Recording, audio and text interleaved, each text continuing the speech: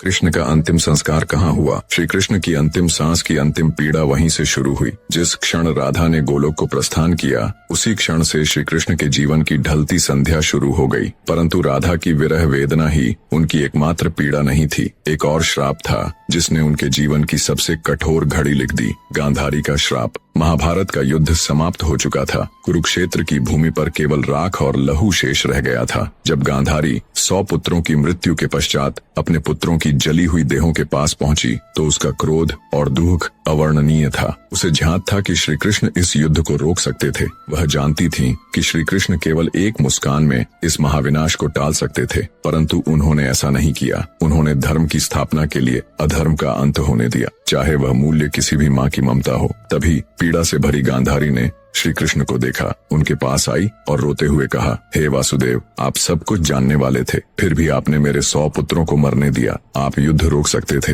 पर आपने केवल तमाशा देखा। मेरी ममता की आग आज आपको भी छुएगी। मैं आपको श्राप देती हूँ। ठीक वैसे ही जैसे मेरा वंश समाप्त हुआ, वैसे ही यदुवंश भी नष्ट होगा और आप भी अपनी मृत्यु को अकेले अपनों से बिछुड़कर एक तीर की पीड़ा में अनुभव करेंगे। श्री कृष्ण ने गांधारी के श्राप को शांत मन से स्वीकार किया, क्योंकि वह जानते थे यह भी उसी लीला का एक भाग है। जिस न्याय को वह लेकर आए थे, उसी न्याय की अग्नि अब उनके अपनों को भस्म करेगी। गांधारी का श्राप, राधा की जुदाई और यदुवंश का अंत, यही वो अंतिम अध्याय थे जिसने श्री कृष्ण के मानवीय रूप को सबसे गहरे दुख से भर दिया। अब जानिए कैसे त्रेता युग में श्री राम द्वारा दिया गया वरदान बना द्वापर में श्री कृष्ण की अंतिम लीला का कारण। अगर आपको श्री कृष्ण की अंतिम सांस के बारे में आगे बढ़ाना है तो चैनल को सब्सक्राइब करें। त्रेता युग का वह समय था जब राम ने रावण का वध कर अयोध्या लौटकर राम राज्य की स्थापना की थी। एक शाम अयोध्या के समीप एक तपस्वी राक्षस आया। नाम था जरासुर। वह युद्ध नहीं चाहता था, न ही प्रतिशोध, वो सिर्फ एक उत्तर चाहता था। जरासुर ने राम से कहा, प्रभु, आपने धर्म के लिए असुरों का नाश किया, लेकिन क्या कभी मैं भी आपकी परीक्षा ले पाऊंगा? क्या मुझे कभी वह अवसर मिलेगा जब मैं आपके मार्ग में अंतिम बाधा बनूं? राम ने मुस्कुराकर उसकी ओर देखा। वो कोई साधारण प्रश्न नहीं था और राम कोई साधारण उत्तर नहीं देने वाले थे। राम बोले, जब मैं द्वापर में श्री कृष्ण रूप में जन्म लूंगा, तब तू मनुष्य रूप में जन्मेगा और वही जीवन तुझे वह अवसर देगा जिसकी तू आज याचना कर रहा है। तेरे हाथों ही मेरी लीला इस धरती पर पूर्ण होगी, ये मेरा वचन है। जरासुर झुक गया। उसने नहीं जाना कि वह वचन युगों बाद एक महारहस्य का कारण बनेगा। समय बीतता गया, युग बदले और द्वापर में वो वचन धीरे धीरे श्री कृष्ण के अंतिम क्षणों की ओर बढ़ने लगा। जब लीला पूरी हो चुकी थी और ब्रह्मांड का सबसे बड़ा प्रेमी अपने सबसे गहरे अकेलेपन में डूब चुका था, वो द्वारका का अंत था। सब कुछ समाप्त हो चुका था। यदुवंश का नाश, रणभूमि की गूंजती चीत्कार और अपनों की ही तलवारों से बिखर चुका भविष्य। श्री कृष्ण अब अकेले थे। न सुदर्शन उनके हाथों में था, न अर्जुन उनके पास, न राधा उनके हृदय के सबसे निकट वाली आत्मा। श्री कृष्ण एकांत में द्वारका से बहुत दूर एक शांत वन में पहुंचे। वहीं एक पुराना पीपल का पेड़ था। उसी की छाया तले बैठ गए। उनके गले में वही बांसुरी लटकी थी जो कभी राधा के लिए बजती थी। धीरे धीरे आंखें बंद की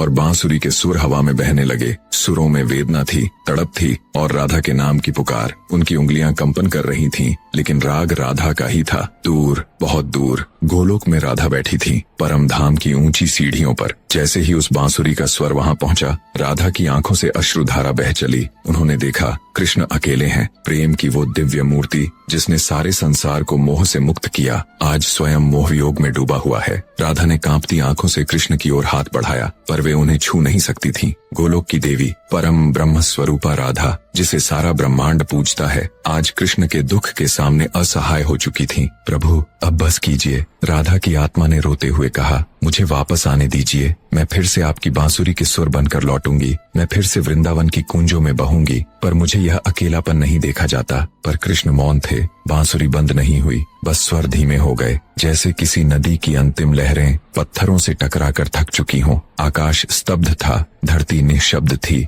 और समय उस क्षण के आगे बढ़ना भूल गया जब ईश्वर भी थक गया। धीरे धीरे सांझ उतर रही थी। पीपल का वह पेड़ जो वर्षों से बस एक साक्षी था, आज श्री कृष्ण की अंतिम सांसों का गवाह बनने जा रहा था। उसकी जड़ों के पास एक थकी हुई देह बैठी थी। वो देह जिसने पूरे युग को चलाया जिसके इशारे पर धर्म टिका रहा। आज वही देह कांप रही थी, अकेली, शांत और टूटी हुई। कृष्ण की आंखें बंद थीं, लेकिन मन में बवंडर चल रहा था। एक जीवन जिसमें कभी विश्राम नहीं मिला। मैं जन्मा तो माँ की गोद भी पूरी नहीं मिली। देवकी की कोख से जन्म लिया, पर पहली बार जब आंख खोली, मेरे चारों ओर जेल की दीवारें थीं। माँ यशोदा ने पाला, पर जन्म देने वाली माँ को देखने तक न मिला। माँ के स्पर्श की तलाश, बालपन की मासूम हंसी, कभी जी नहीं सका। जिस उम्र में बच्चे कंदमूल खाते हैं, मैं राक्षसों से लड़ा, और फिर आया प्रेम। राधा, मेरा सबसे सुंदर, सबसे निर्मल अनुभव। पर क्या मिला? न नाम के साथ जुड़ सकी, न साथ के साथ जीवन भर चल सकी। मैंने प्रेम किया, पर निभा न सका। हर जन्म में उससे बिछड़ना लिखा था।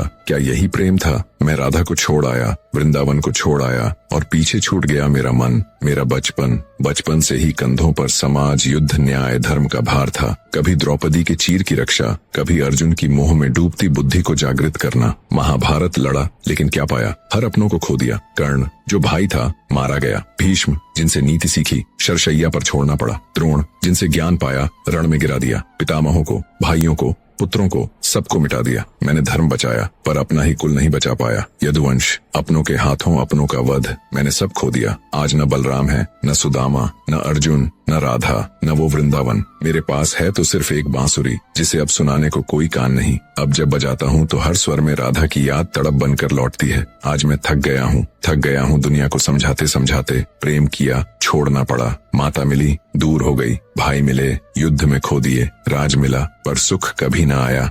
इतना सब सहने के बाद भी आज मेरी अंतिम सांसें हैं, और मैं अकेला हूँ इस पीपल के नीचे, जहाँ कोई नहीं है सिवाय मेरी टूटी बांसुरी के। शायद अब यही ठीक है। शायद अब राधा के पास लौटने का समय आ गया है। शायद अब मैं भी विश्राम का अधिकारी हूँ। धीरे से श्री कृष्ण बांसुरी को होठों से हटाते हैं और दोनों हाथों से उसे मोड़ते हैं। एक टुक बांसुरी टूट जाती है। राधा की स्मृति कृष्ण की आत्मा के साथ टूटकर उस पीपल के नीचे कहीं खो जाती है। अब बस एक शांति है, गहन, गूंजती हुई, जैसे स्वयं समय थम गया हो। पीपल के पेड़ के नीचे श्री कृष्ण जमीन पर लेटे हुए थे। आंखें आसमान की ओर थीं। बांसुरी अब भी उनके होठों से सटी थी, लेकिन अब कोई धुन नहीं निकल रही थी। शरीर थक चुका था, मन शून्य हो गया था। तभी दूर जंगल में शिकारी जरा अपने शिकार की तलाश में भटक रहा था। उसकी नजर श्री कृष्ण के चरणों पर पड़ी। गेरुआ पीतांबर की सुनहरी चमक और पैर का अंगूठा। दूर से देखा तो उसे लगा कोई हिरण झाड़ियों में छिपा है। जरा ने धनुष उठाया, बिना सोचे विचारे बाण चढ़ाया और चला दिया। बाण हवा चीरता हुआ सीधा श्री कृष्ण के पैर में आकर लगा। प्रभु,